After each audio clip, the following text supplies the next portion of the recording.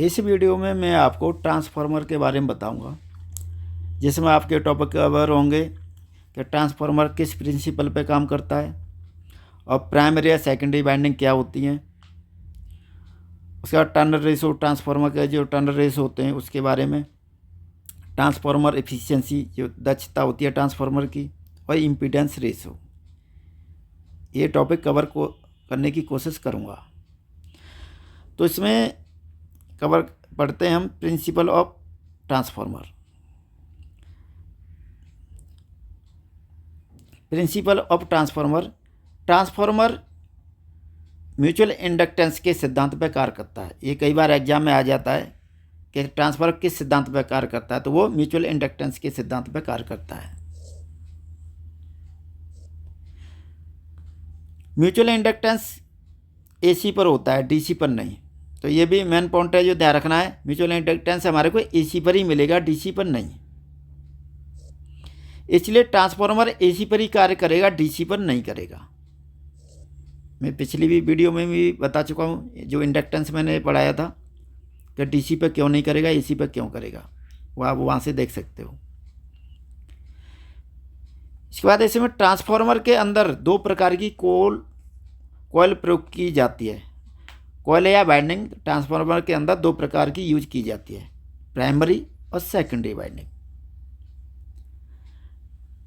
Transformer का मुख्य कार्य वोल्टेज या करंट को घटाना या बढ़ाना होता है। तो ट्रांसफार्मर का यूज हम करते क्यों हैं? वोल्टेज या करंट को घटाने या बढ़ाने के लिए। मेन तो काम इसका यही है। ट्रांसफार्मर का देखा जाए तो मेन कार्य तो ये है, करंट या वोल्टेज बढ़ाने के लिए इसका यूज होता है। तो ट्रांसफार्मर के कुछ मेन पॉइंट थे, वो मैंने आपको इसमें बताए। इससे आगे हम चलते हैं। कॉइल जो बताई थी कि इसके अंदर दो कॉइल यूज होती हैं, प्राइमरी कॉइल और सेकेंडरी। जैसे हमारा पहला है प्राइमरी कॉइल। तो प्राइमरी कॉइल या प्राइमरी वाइंडिंग किसे कहते हैं? जिस कॉइल या वाइंडिंग को इनपुट सप्लाई दी जाती है या सोर्स से जोड़ा जाता है, उसे प्राइमरी वाइंडिंग या कॉइल कहते हैं। उसे प्राइमरी वाइंडिंग या प्राइमरी कॉइल कहेंगे, जिसे सोर्स से जोड़ा जाता है।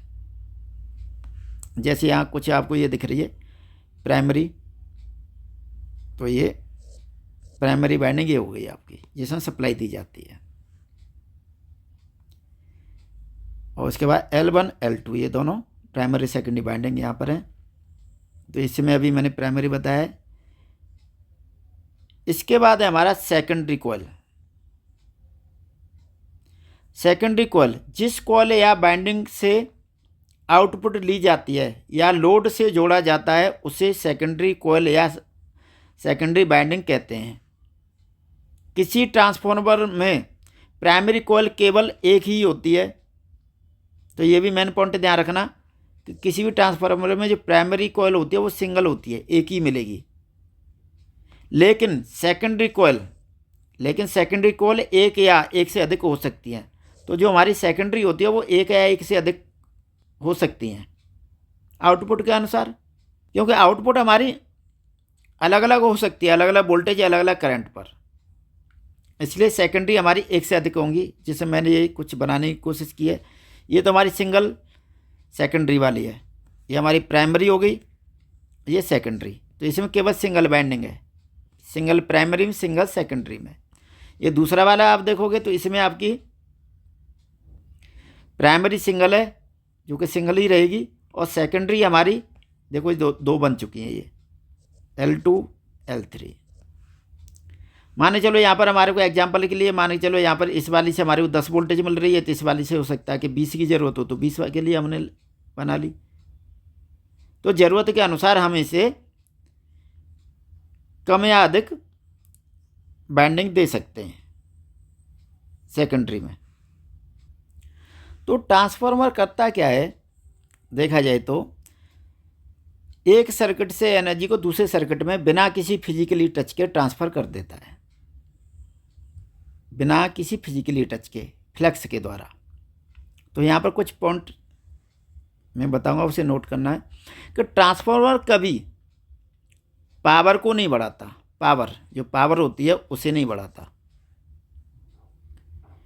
जो इनपुट की पावर रहेगी वही मैक्सिमम हमारी आउटपुट की पावर रहेगी। केवल ये करंट और वोल्टेज को घटाता बढ़ाता है। मान चलो कि हमारे सेकेंडरी में अगर वोल्टेज बढ़ रही है तो क्या होगा, जो हमारे करंट है वो कम हो जाएगी।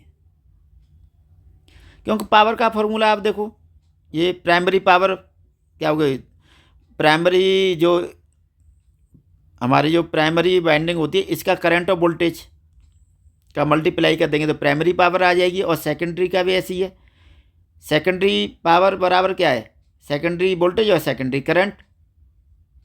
तो पावर ट्रांसफार्मर का भी पावर को तो घटाता बढ़ाता नहीं है, केवल करंट और वोल्टेज को घटाएगा बढ़ाएगा। वो भी जब वोल्टेज बढ़ेगी तो करंट कम होगा,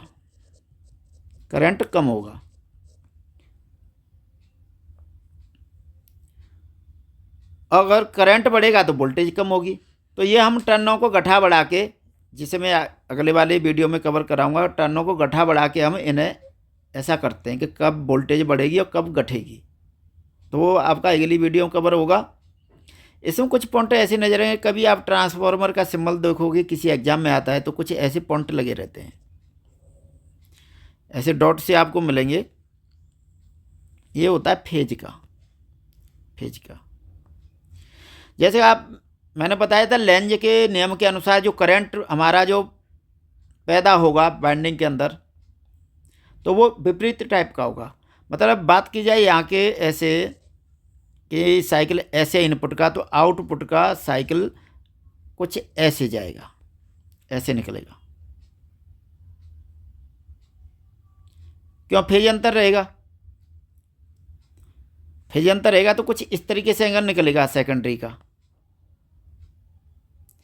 तो इसमें हमें इसे न देख के कुछ ऐसे पॉइंट कभी कभी लगा दिए जाते हैं, ये 2 डॉट लगी हुई है। इसका मतलब यह है कि यहाँ पर इस बाइंडिंग से ये जैसे यहाँ से साइकिल ऐसे जा रहा है तो इसका मतलब यह है कि ये जो बाइंडिंग टर्न निकला हुआ है बाहर, इससे भी हमारे को सेम ऐसे ही मिलेगा फेज,